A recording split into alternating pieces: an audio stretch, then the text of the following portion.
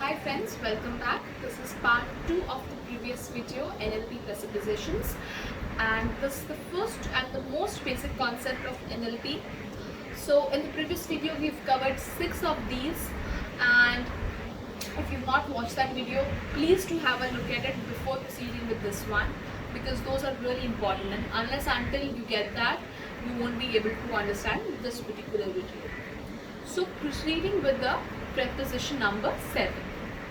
So seventh point of NLP presupposition says that any kind of communication you make or any kind of action you make, you are solely responsible for that, and thus the kind of reaction that you will get. So to simplify it with an example, let's say that you have a domestic help whom you're trying to teach for several days how to make black coffee because you like black coffee. Now every time you tell her to bring the black coffee, she makes tea. Okay, so NLP says that your fault does not lie with her but with you, for you are not able to explain her properly what do you mean by a black coffee. So if you've tried speaking verbally, let's say in English, maybe you should try it to Hindi.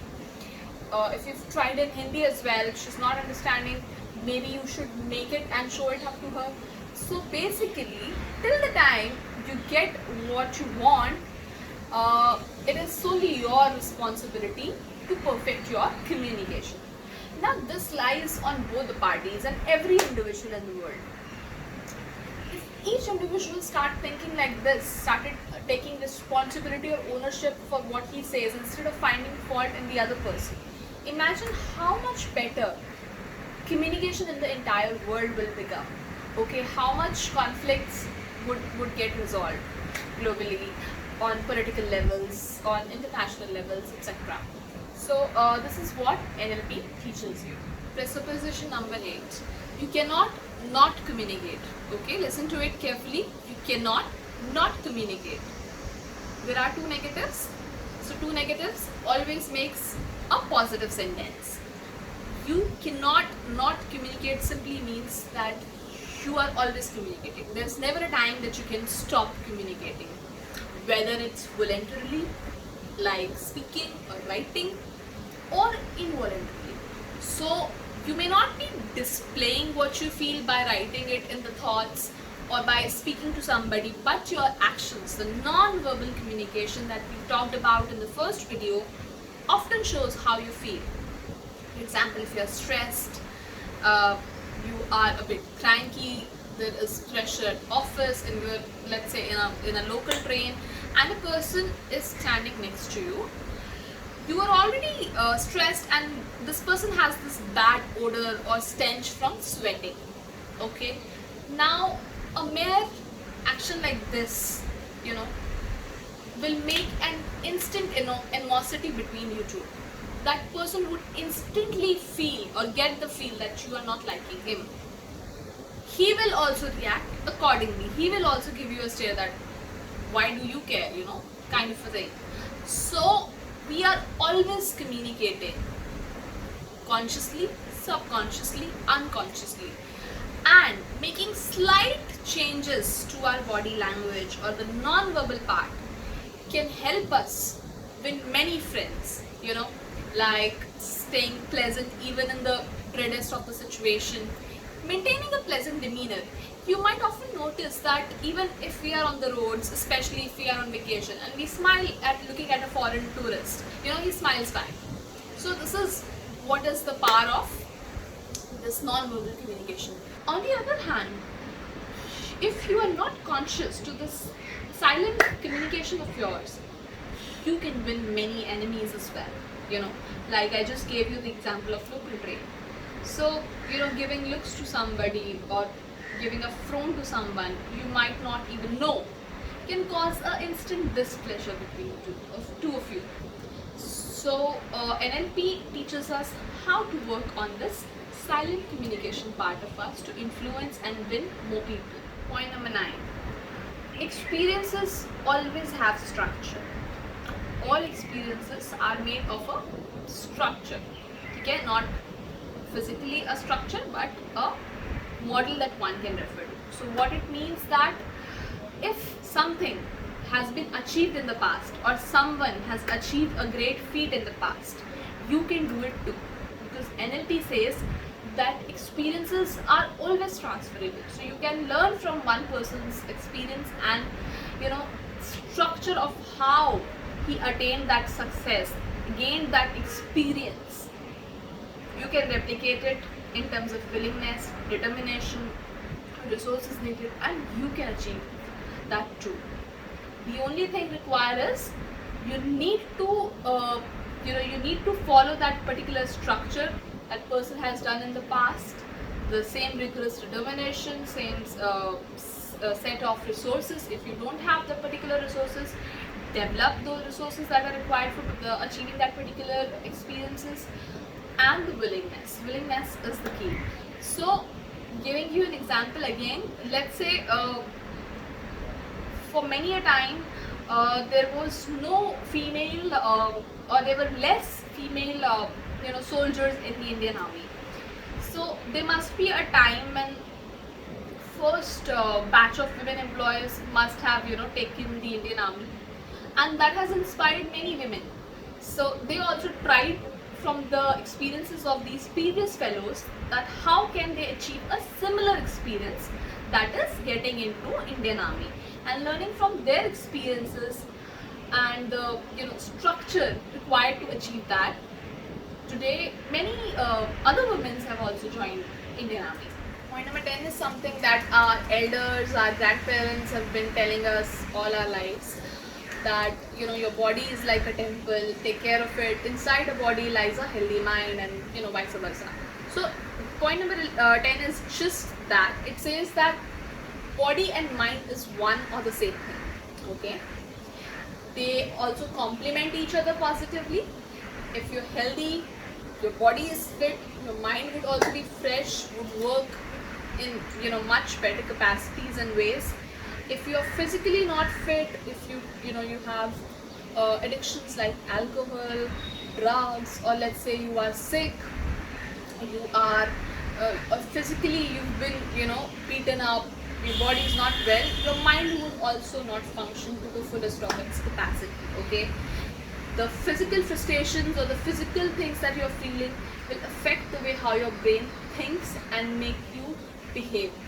You take out those frustrations on your friends, family, mistreat them, not use the right word or behavior, and vice versa. If your mind is not fit, it is going to affect your body also negatively. Okay, so let's say that there are people who have anxiety issues, so they worry a lot about everything. They see negative in everything. So they have this habit that whenever somebody talks about a certain disease, they try to analyze the symptoms in them, and as if magically these symptoms also appear in their body. This is called psychosomatic diseases. If you've not heard about this term, you can Google it, and you'll be amazed to see the results that pop up. These diseases are actually fictional. Okay, these do not exist in the body, but too much of thinking and our mind make it real for us.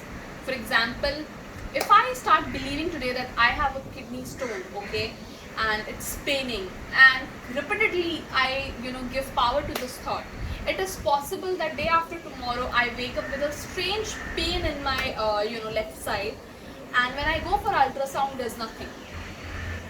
And psychosomatic diseases is not something which is funny or is a joke. There are actually cases, a number of them, that you can read about in Google. Okay. Second term associated with this is a placebo medicine. A placebo, like a psychosomatic disease, is fake in nature. Okay, it is just to give these kind of person a temporary relief from overthinking. So, for example, there's a running joke that a person who thinks that he has sugar, he goes to a homeopathic doctor and says that I think I have sugar and I need some disease. The doctor does all the tests and try to tell this person that you don't have such disease or any such problem, you are perfectly fine. But this person refused to believe. He says, no, I'm going to change my doctor, so if you're not going to give me medicine. So what this person does, he says, okay, take this. He gives him a syrup and says that you have to take it. After a month, this person comes and says, oh, the medicine worked completely wonders on me, I'm completely fine, I feel good now. And what was that medicine? That was simply a vitamin syrup, okay, nothing related to diabetes or sugar. So this is called a placebo medicine. So you would be amazed how in tandem our brain and body works. So NLP says if you want to achieve anything using the principles of NLP, it is not just the power of your mind. You first have to make your body also healthy. Okay? So presupposition number 11. It is the last, but trust me, the most important of all. It says the past is not the future. The past is not the future. It means that whatever might be relevant in past may not be relevant in future, or whatever has happened in the past, some experience that has gone bad in the past, might not repeat in future. Okay, so I'm going to tell you how it affects us both positively and negatively. So negatively first, you must have seen or heard or even done it yourself that whenever we're trying to counsel our friends or family member who have had a bad experience, we say, let go of the things in the past, let go of it, let go of the bad memories, let it not stop you or let it not tie you. Don't become the slaves of your past experiences. Just because something bad happened, it is not the possibility that tomorrow also it will happen. For example, you've quit driving, you love to drive, but once mistakenly you've hit the pedestrian and there was a court case and there was everything, and now it has traumatized you for life. You want to, but you just cannot take driving, you do not have the guts. Is it possible that this would happen again in the future? Maybe, maybe not, but it is definitely not certain. No one can guarantee that it has happened in the past, now you're going to hit the person again. Maybe you are more careful this time, more cautious, okay? So this bad memory is tying you, is making you the slave of your experiences. So let it go.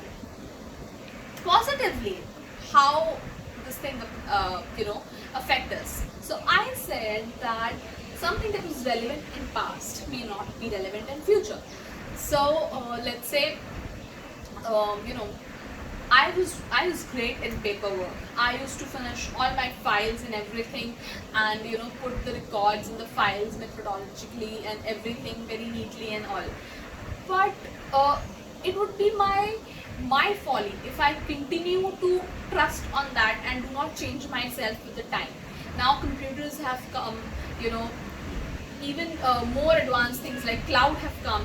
People are not even working on Microsoft saving the document and sending it on email. They are simultaneously co-authoring a document through cloud. If I do not update myself and be very happy that I was always praised because I used to be the best and the quickest in the paperwork, and this trait of mine is going to get me jobs in the future as well, so that's not going to happen. So any experience, positive or negative, that is tying you down to the past and not letting you explore or move ahead, leave that. Your past is not your future. With that, I would end all the 11 main important presuppositions of NLP. These are, as I said in the first video, like the fundamentals, like the key basic rules. Like there are Newton's gravitational laws. These are the laws of NLP that you must believe in to practice correctly NLP and to let NLP help you both. In the next video, we will be covering some second theoretical aspect of NLP. Till then, I have an exercise for you, and you can, write in the comment section your views on this exercise. So I want you to remember and in fact focus on one habit of yours that you particularly dislike and feel that I really need to change this but I can't. So if I get good responses, maybe we'll do a session on how we can use these 11 sets of presuppositions to change that particular habit of yours that is hampering you. So till then, please do like, share and subscribe. Thank you.